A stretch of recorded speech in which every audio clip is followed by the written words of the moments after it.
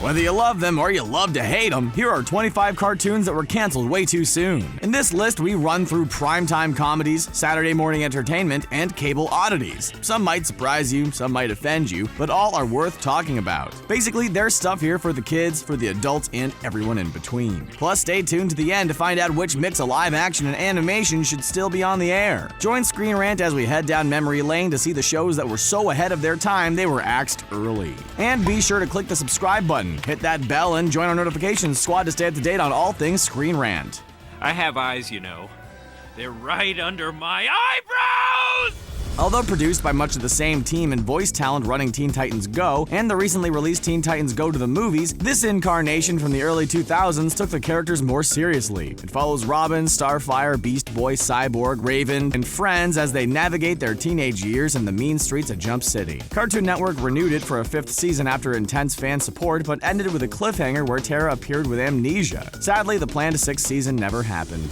Created by longtime Simpsons writer Mike Reiss and Al Jean, the Critic evolved from an attempt to spin off Krusty the Clown. Eventually, the writer settled on a story about a hapless film critic which allowed the writers to lampoon the latest movies and show the behind-the-scenes life of Jon Lovitz's character. It was canceled on both ABC and Fox in the mid-90s, but Jon Lovitz has said he would bring this show back in a second. In the era of the DCEU and MCU, the time is ripe for some new parodies. With his continuing battle against Aku and Genndy Tartakovsky's inspired animation, fans were rallying for the return of Samurai Jack. It ran for 4 seasons from 2001 to 2004, but Tartakovsky wasn't able to fully wrap up the series until the release of a 5th season in 2017 on Toonami. In the time between seasons, fans kept the dream alive by theorizing that Jack and the Powerpuff Girls' Professor Utonium were one and the same. After waiting over a decade, Tartakovsky was finally able to deliver a mature and complex conclusion.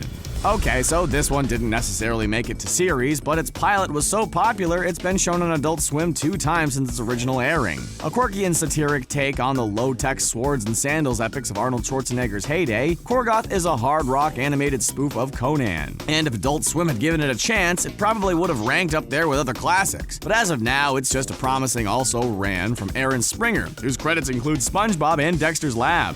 Can you imagine if the events of Dawson's Creek were set around the day-to-day high school drama of Genndy, Joan of Arc, Lincoln, Cleopatra, and JFK? Well, Phil Lord and Chris Miller did, and they created MTV's Clone High, which only lasted 13 episodes. Its equal offenses meant that their cloned characters angered a variety of cultures, but the jokes were rapid-fire. Plus, Lord and Miller's reputation and quantity of successes from the Lego Movie to the 21 Jump Street series means that Clone High might have been worth the longer investment.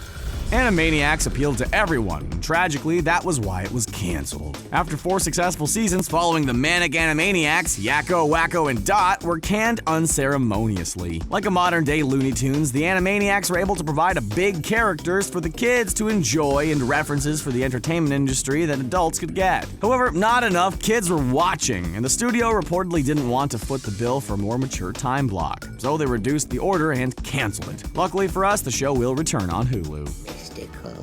No! Get out of here with that watch! Lay off the poor beavers, will ya? Jeez! What do you get when you combine the producing brilliance of Steven Spielberg and the creative minds of Batman the Animated Series, Bruce Timm, and Paul Dini? A canceled show! But Freakazoid's failure isn't their fault. When nerdy computer genius Dexter Douglas exclaimed, "Freak out!" he would turn into the out-of-control Freakazoid and bring insanity to evildoers everywhere. With the humor and style of the Animaniacs slapped into this superhero spoof, it suffered the same fate as that aforementioned series, getting canceled by the WB for low ratings, even after winning a Daytime Emmy.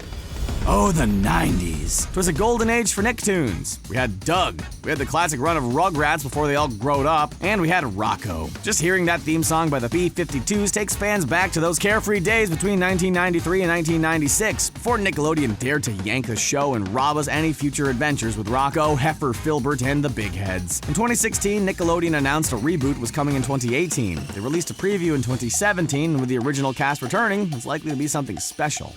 Jonan Vasquez knocked it out of the park with Invader Zim. As the creator, he's responsible for developing the offbeat visual style and twisted sense of humor that diversified the kind of storytelling seen in Nicktoons at the time. Canceled in 2001, the fan base has only grown for this show about a little green man hiding out as a human child and bent on taking over the Earth. In the spirit of Rocko's renewal, Nickelodeon is in the process of developing a movie to continue Zim's story.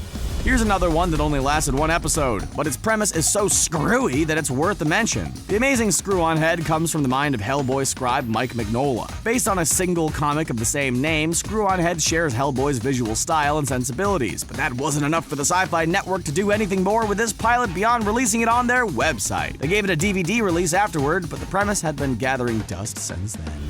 Another one-season wonder from MTV, The Maxx is also another comic book adaptation. Here, the titular character to jump between our world and a mystical place referred to as the Outback. Although it's a fantastical animated series, its adult themes may be the reason it failed to catch on with the viewers. With a storyline centering on the masked Max's pursuit of a serial killer named Mr. Gone, it only lasted 13 episodes and never received a DVD release. Maybe someday soon, this show will get a new audience.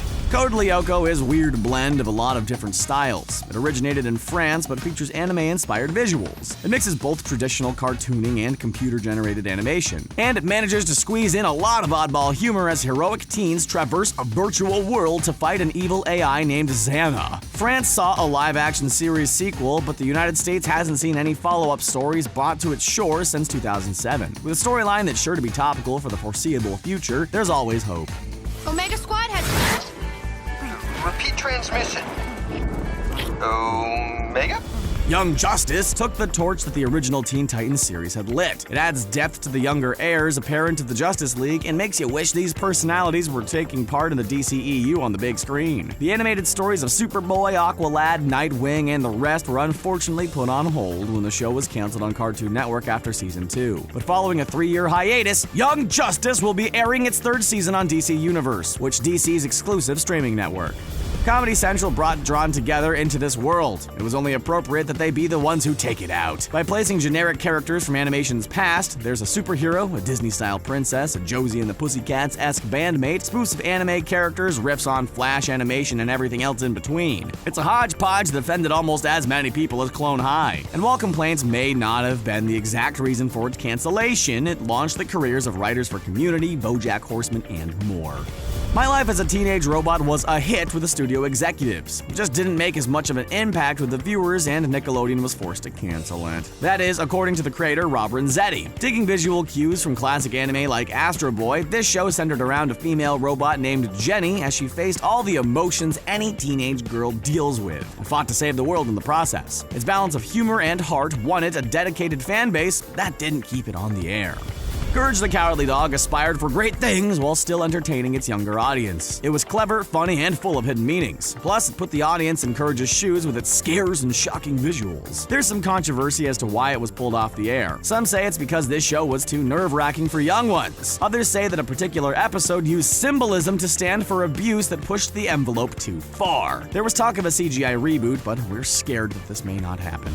We're currently engaged in the great debate between the MCU and the DCEU on the big screen. Which studio's getting superheroes right? Should they be fun rides, or is saving the world serious, dark, boring business? Spawn answered that question 20 years ago on HBO. The ultimate mature comic book character Todd McFarlane's Spawn was dark and haunted anti-hero who sold his soul to be with his wife. While the show gained cult status between 1997 and 1999, it's since gained renewed interest, and there's been talk of a reboot since 2009 and a new film too.